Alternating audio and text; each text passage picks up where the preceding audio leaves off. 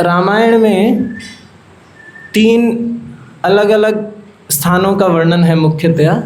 पहला स्थान है अयोध्या, दूसरा किष्किंधा और तीसरा लंका, है ना। तो तीनों की संस्कृति का बहुत ही स्पष्ट रूप से पता लगता है कि वहाँ के लोगों के कैसे विचार हैं, वहाँ कैसी संस्कृति है।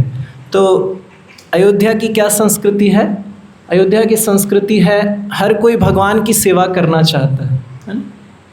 हर जो भी वासी हैं, चाहे भगवान के परिवार के जन हैं, कोई भी व्यक्ति भगवान श्री राम की सेवा और उनसे प्रेम करता है। भगवान को अपना स्वामी मानते हुए भगवान की सेवा कर रहे हैं। और वहीं लंका की क्या प्रवृत्ति है? सब भोग करना चाहते हैं ना। मैं कैसे अधिक से अधिक भोग करूं। अयोध्या में हर कोई भगवान को देना चाहता है ना। भगवान को या अन्य भगवान के सेवकों की सेवा करना चाहते हैं, लेकिन है ना, तो गिव गिव गिव वहाँ की क्या संस्कृति है?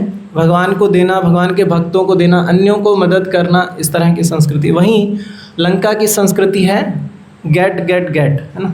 जितना मिल सके उतना अधिक बटोर लो। जैसे रावण ने कुबेर से लंका भी छीन ली, तो इस तरह से वहाँ की संस्कृति है सिर्फ गेट। तो जब गिव गिव गिव है तो वहाँ क्या है और क्या है? वहाँ की संस्कृति फॉरगिव फॉरगिव फॉरगिव, है ना। माफ़ कर दो सबको, क्षमा करते हैं भगवान।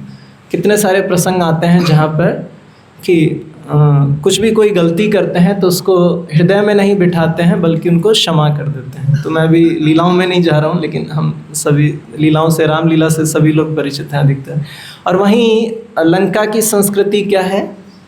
कोई कुछ भी दे रहा है उसको फॉरगेट फॉरगेट फॉरगेट, है ना, भूल जाओ कि किसने क्या भला किया उसको वो याद नहीं रखते। मतलब वहाँ कृतज्ञता है और अयोध्या में है कृतज्ञता, सभी कृतज्ञ हैं। तो अयोध्या में हम देखते हैं कि भगवान राम कहते हैं ये सही है ना, ये श्रेष्ठ, ये धर्म है। तो लक्ष्मण या माता सीता कहती है नहीं, इससे भी श्रेष्ठतर धर्म ये है ना। वहाँ लड़ाई किस बात पे है कि ये सही है, उससे भी सही अधिक ये है।